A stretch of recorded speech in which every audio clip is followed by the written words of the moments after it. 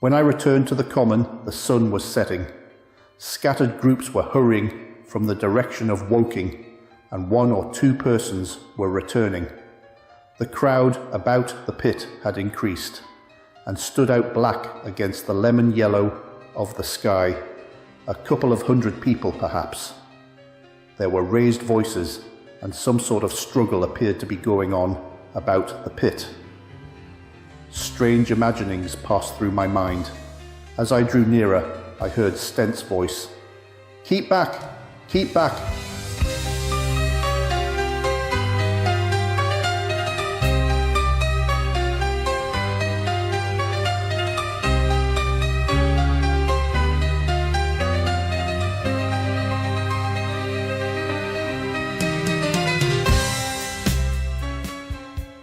A boy came running towards me. "It's a movin'," he said to me as he passed. "A screwin' and a screwin' out. I don't like it. I'm a goin' home, I am."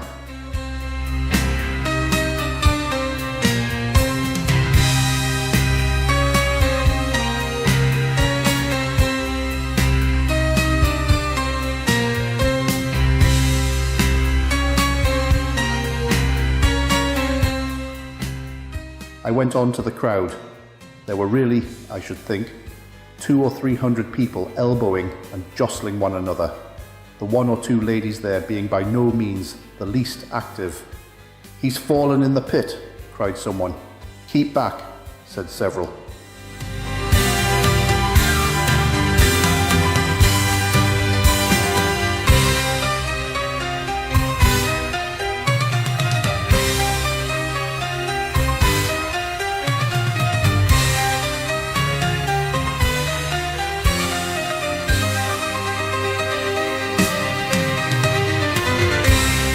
The crowd swayed a little, and I elbowed my way through.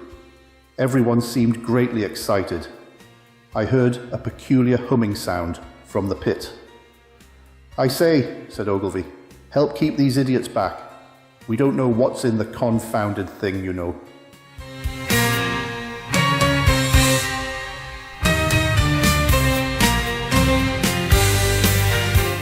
I saw a young man, a shop assistant in Woking, I believe he was, standing on the cylinder and trying to scramble out of the hole again. The crowd had pushed him in. The end of the cylinder was being screwed out from within. Nearly 2 feet of shining screw projected. Somebody blundered against me, and I narrowly missed being pitched onto the top of the screw. I turned, and as I did so, the screw must have come out, for the lid of the cylinder fell upon the gravel with a ringing concussion.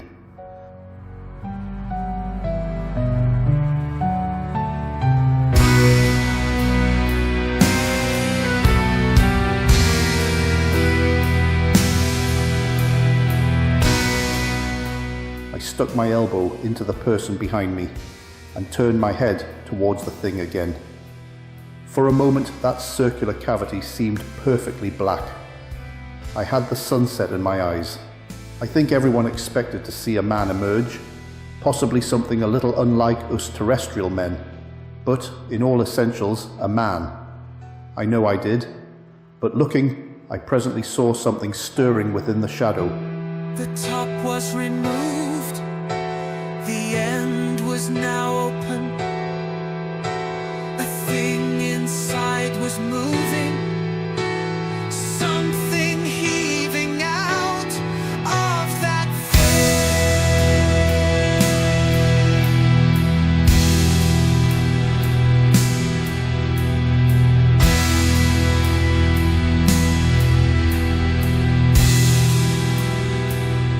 Greyish, billowy movements, one above another, and then 2 luminous discs, like eyes. Then something resembling a little grey snake, about the thickness of a walking stick, coiled up out of the writhing middle and wriggled in the air towards me, and then another. A sudden chill came over me. There was a loud shriek from a woman behind. I half turned, keeping my eyes fixed upon the cylinder still, from which other tentacles were now projecting, and began pushing my way back from the edge of the pit.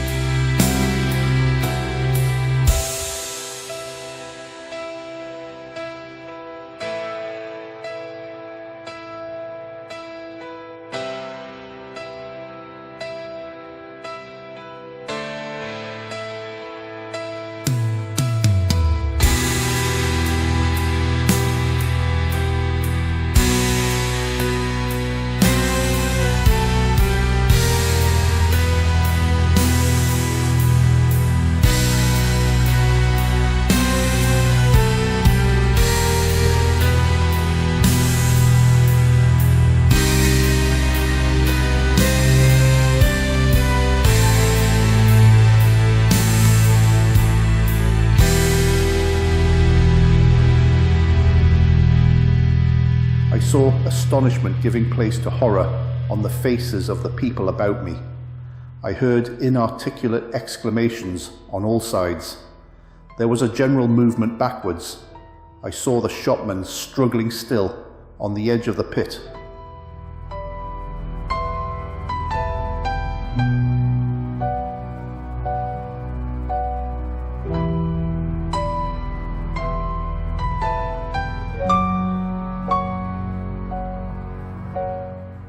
I found myself alone and saw the people on the other side of the pit running off, Stent among them.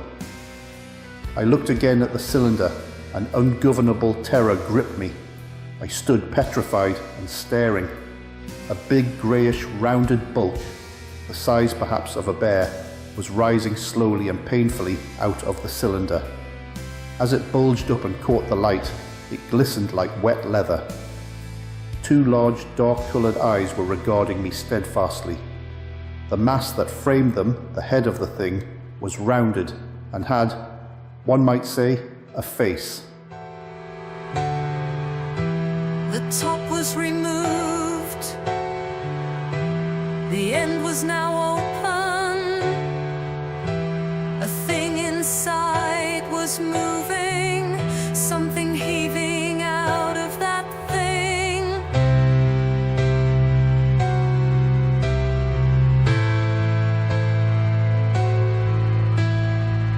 Something heaving out of that thing. Something heaving out of that thing. Something heaving out of that thing. There was a mouth under the eyes, the lipless brim of which quivered and panted and dropped saliva. The whole creature heaved and pulsated convulsively. A lank, tentacular appendage gripped the edge of the cylinder. Another swayed in the air. Its eyes were crippling. Its tentacles were heaving. Its body was straining. Something monstrous was that thing.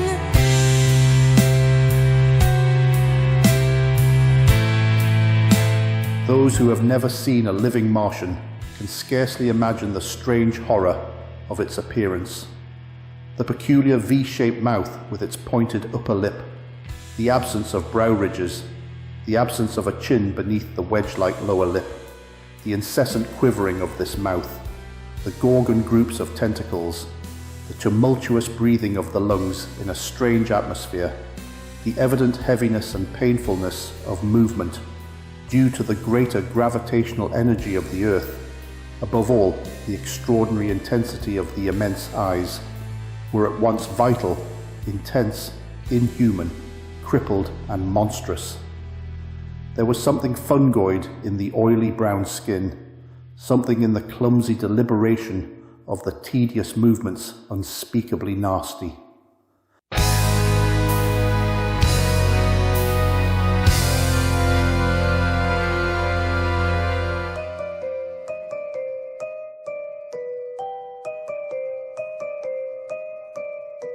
Until you've seen a live Martian, you've not known the horror of a Martian.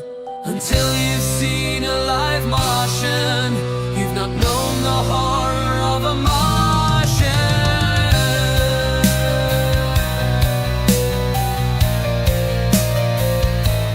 Even at this first encounter, this first glimpse, I was overcome with disgust and dread. Until you've seen a live Martian, you've not known the horror of a Martian. Until you've seen a live Martian, you've not known the horror of a Martian. Suddenly the monster vanished.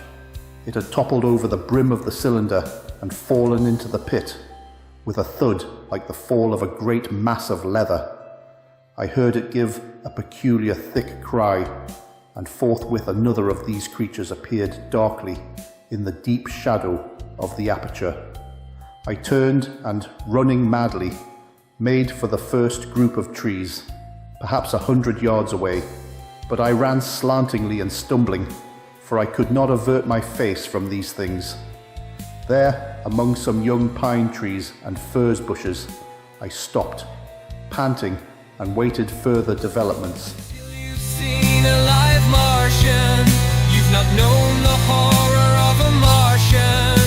Until you've seen a live Martian, you've not known the horror of a Martian.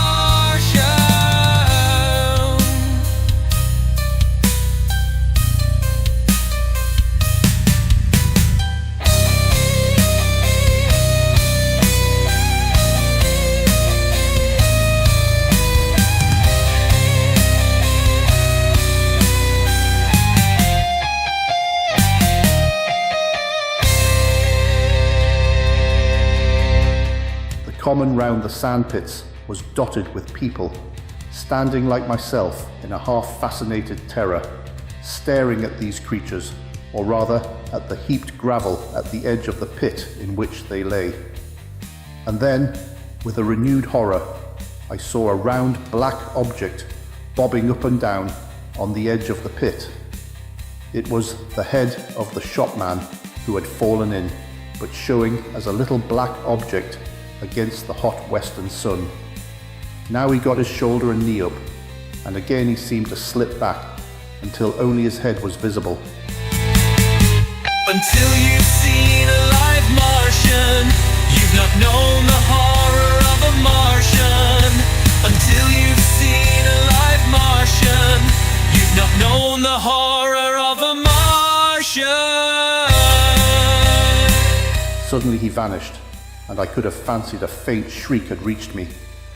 I had a momentary impulse to go back and help him that my fears overruled.